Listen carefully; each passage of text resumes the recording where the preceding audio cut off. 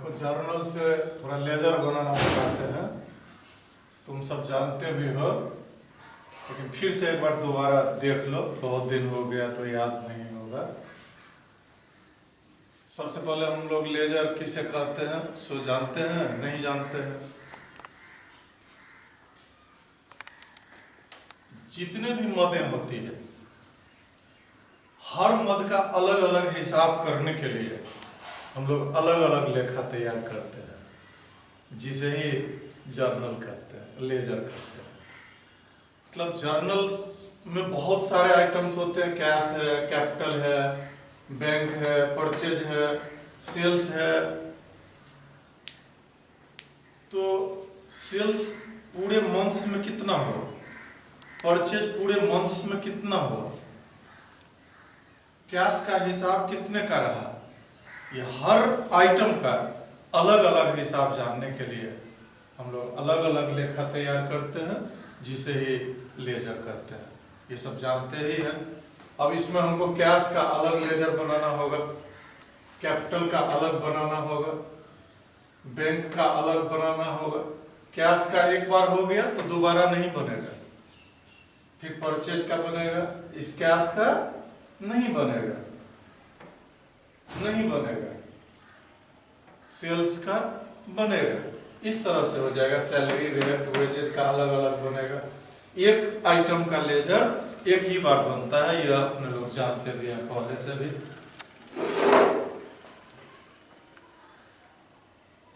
अब देखो लेजर कैसा होता है। ये कैश का लेजर है, कैश अकाउंट लिखते हैं, ये दो भाग में बढ़ जाता है। ये बाएं तरफ वाले पार्ट को डेबिट साइड बोलते हैं और दाएं तरफ वाले पार्ट को क्रेडिट साइड बोलते हैं। ये डेबिट साइड हुआ, ये क्रेडिट साइड हुआ। अब जैसे हम लोग कैश का लेजर अभी सीखे, तो पूरे जर्नल में सिर्फ कैश ढूंढेंगे। कैश जहां जहां डेबिट में होगा उसको डेबिट की ओर लिखेंगे, और जहां जहां क्रेडिट में होगा उसको क्रेडिट की ओर लिखेंगे। कैश जहां जहां ऊपर रहेगा उसको डेबिट की ओर डालेंगे, और कैश जहां जहां नीचे रहेगा उसको क्रेडिट की ओर डालेंगे। ठीक है, जैसे यहां देखो कैश डेबिट है, ऊपर में है, तो किधर डालेंगे? डेबिट की ओर डालेंगे। इसमें कैश 2 में है, क्रेडिट में है, तो इसको क्रेडिट की ओर डालेंगे। इस कैश को किधर डालोगे? डेबिट की ओर डालेंगे। इस कैश को क्रेडिट की ओर डालेंगे। यहाँ कैश 2 में है तो क्रेडिट तरफ डालेंगे। यानी कैश का लेजर बनाते समय सिर्फ अपने लोगों को कैश को देखना है। कैश अगर डेबिट में है तो उसे डेबिट की ओर डालेंगे, और कैश अगर क्रेडिट में है, नीचे में है, तो उसको क्रेडिट की ओर डालेंगे। ठीक है बच्चे? याद आ रहा है, समझ रहे हो ना? जी सर बोलो। अब ये कैश है तो किधर लिखाएगा बच्चे? डेबिट की ओर लिखाएगा। लेकिन लिखाएगा क्या? उल्टा वाला चीज, कैपिटल लिखाएगा। लिखेंगे डेबिट की ओर, लेकिन टू कैपिटल अकाउंट। ये कैश नीचे में है तो उधर चला जाएगा, लेकिन लिखेंगे क्या? कैश का उल्टा वाला चीज, बाय बैंक लिखेंगे। मतलब खोजना है कैश, सोचना है कैश, लेकिन लिखते समय बात बदल देना है। कैश नहीं लिखना है, कैश के अपोजिट में जो चीज है उसको लिखना है। ये कैश किधर जाएगा? डेबिट में जाएगा, लेकिन लिखाएगा क्या? सेल्स। ये कैश किधर जाएगा? क्रेडिट में जाएगा, लेकिन लिखाएगा क्या? ये तीनों का नाम लिखाएगा, by salary, by rent, by wages. अब फिर स्टार्ट करते हैं तो 2020 है तो दोनों ओर 2020 डाल दिए। अब ये कैश डेबिट है, इसको डेबिट की ओर लिखे। जनवरी 1 टू अपोजिट वाले चीज को लिखेंगे, टू कैपिटल अकाउंट। 80,000 80,000। ये कैश 2 में है तो उधर चला जाएगा। जनवरी 3 लिखाएगा क्या, बाय बैंक अकाउंट, अमाउंट 20,000। ये कैश भी 2 में है, उधर चला जाएगा। जनवरी 5 कैश के उल्टा में परचेज है, बाय परचेज अकाउंट 10,000। ये कैश डेबिट में है तो इसको डेबिट की ओर लिखेंगे, to sales account.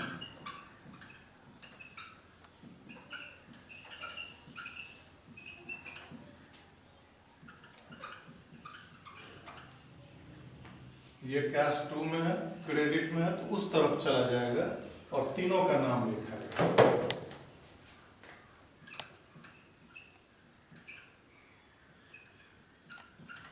Bye salary account, by rent account और बाय वेजेज अकाउंट। 5,000, 4,000 और 1,000। हर जगह का कैश लिखा गया, हर जगह का लिखा गया। अब देखेंगे किस ओर ज्यादा आया। ज्यादा लिखा हुआ है वो नहीं, अमाउंट किधर ज्यादा है। तो लगता है ना अंदाज में कि इस साइड ज्यादा है, तो पहले इस ओर जोड़ लेंगे। 1,10,000 सामने सामने इधर भी डालेंगे 1,10,000। अब इस 1,10,000 में से ये पांचों को घटा लेंगे। यहाँ पे जितना कमी होगा उसको डाल देंगे, लिखेंगे बाय बैलेंस CD। CD का मतलब कैरेट डाउन। और ये महीना के लास्ट का डेट, जनवरी में लास्ट डेट 31 होता है।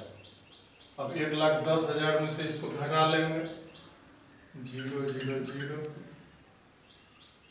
5 4 9 1 10 0 1 4 1 5 5 और 6 11 60,000 हुआ।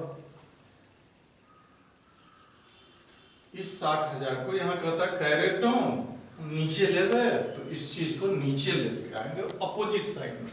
इधर है तो इधर, टू बैलेंस BD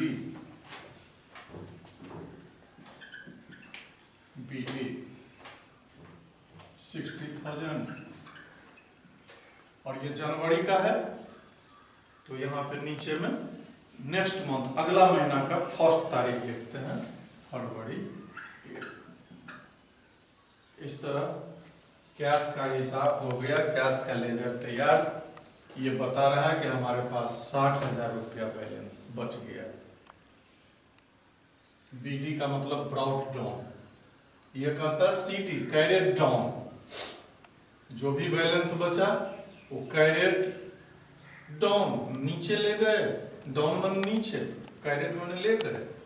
और ये कहता है BD ब्राउट डाउन, ब्राउट मैंने लाया, डाउन मन नीचे, नीचे लाया गया। कैश का लेजर कंप्लीट। अब इसी तरह हम लोग कैपिटल का लेजर बनाएंगे, इसी तरह हम लोग बैंक का लेजर बनाएंगे। समझ गए। अब जैसे कैपिटल का लेजर बनाएंगे तो बस एक लेजर और बता देते हैं।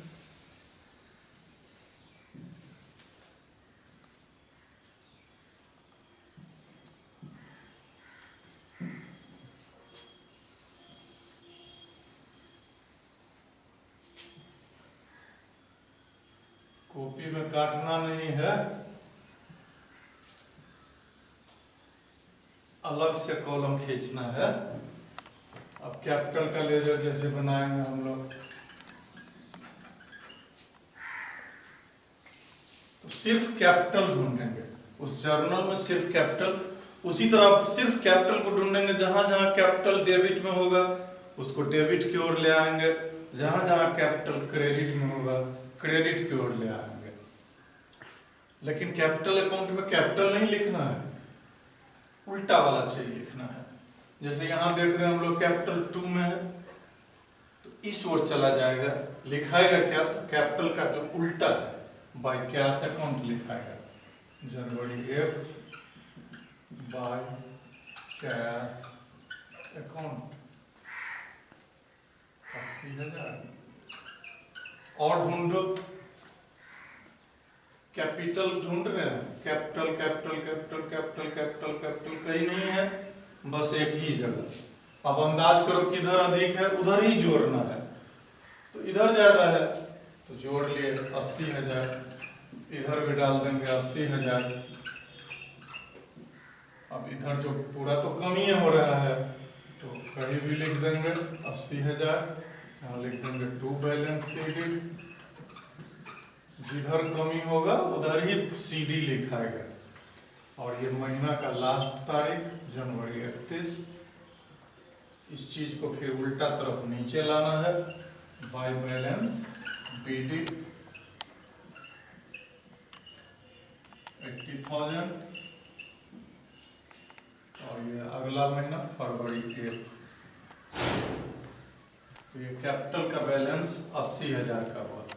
इसी तरह बच्चे बैंक का लेजर बनेगा, परचेज का लेजर बनेगा, सेल्स का लेजर बनेगा। उम्मीद है कि अब बन जाएगा। लेकिन यहाँ एक बात खास ध्यान दो, सैलरी का जब लेजर बनेगा तो सैलरी डेबिट में है तो इधर आ जाएगा, डेबिट की ओर आ जाएगा। लेकिन लिखाएगा क्या, कैश। रेंट अकाउंट का भी लेजर बनेगा तो डेबिट की ओर लिखाएगा टू कैश। वेजेज में भी डेबिट में कैश, लेकिन अमाउंट अपना अपना जाएगा। सैलरी अकाउंट में लिखेंगे to cash 5,000 amount, rent account में टू कैश 4,000 अमाउंट, वेजेज में 1,000 अमाउंट। इस तरह से लेजर तैयार होता है। एक दो क्रिटिकल मामले को भी देख लो। जैसे कोई जर्नल है,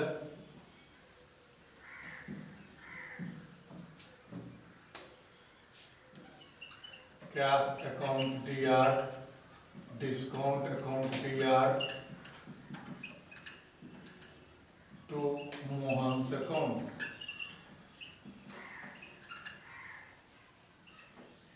कुछ लिख दिए 9,800, 200 और 10,000। अब कैश का लेजर बनाएंगे तो कैश डेबिट है इसलिए डेबिट की ओर आ जाएगा। कैश का लेजर बनेगा तो डेबिट की ओर आ जाएगा, टू मोहन्स अकाउंट लिखाएगा। डिस्काउंट भी डेबिट है तो डिस्काउंट का लेजर बनेगा तब भी डेबिट की ओर आ जाएगा, टू मोहन्स लिखाएगा। लेकिन मोहन 2 में है तो जब मोहन का लेजर बनेगा तो उधर लिखाएगा, दोनों का नाम लिखाएगा, बाय कैश भी बाय डिस्काउंट भी। तो मोहन के लिए दोनों क्रेडिट की ओर और दोनों के लिए मोहन डेबिट की ओर। कैश के लेजर में नाम मोहन लिखेंगे लेकिन अमाउंट 9,800। डिस्काउंट के लेजर में मोहन लिखेंगे लेकिन अमाउंट 200 लिखेंगे। लेकिन मोहन के लेजर में फिर दोनों का नाम, दोनों का अमाउंट लिखाएगा। कैश के लेजर में कैश का अमाउंट, डिस्काउंट के लेजर में डिस्काउंट का अमाउंट और मोहन के लेजर में दोनों का अमाउंट चला जाएगा। इस तरह से होगा। एक और डिस्काउंट का स्थिति देख लो।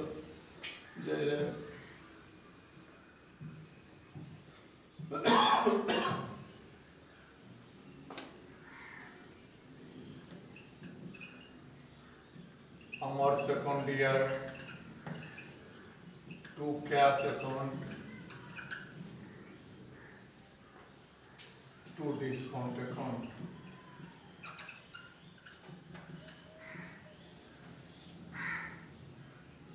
कुछ लिख दो 15,800, 200, 16।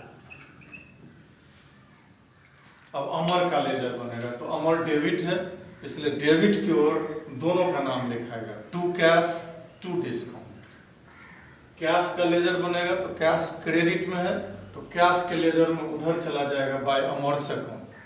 डिस्काउंट का लेजर बनेगा तो क्रेडिट में चला जाएगा बाय अमर्स अकाउंट। अब अमर के खाता में दोनों आएगा और इन दोनों के खाता में अमर का नाम होगा। अब जब अमर का खाता बनेगा तो दोनों आएगा, दोनों का अमाउंट लिखाएगा, लेकिन कैश के लेजर में सिर्फ कैश का अमाउंट लिखाएगा, नाम होगा अमर लेकिन लिखाएगा 15,800। डिस्काउंट के लेजर में भी अमर ही लिखाएगा लेकिन 200 अमाउंट हो जाएगा। बच्चे कहीं कहीं क्या होता है, कुछ लेजर दोनों ओर बराबर हो जाता है, इधर भी देखते हैं तो उतना ही हो रहा है, इधर भी देखते हैं तो उतना ही हो रहा है। तो ऐसी दशा में हम लोग दोनों तरफ सामने सामने जोड़ देते हैं, उसमें बैलेंस CD, BD ये सब नहीं दिखाता है। समझ गए अच्छी तरह? धन्यवाद।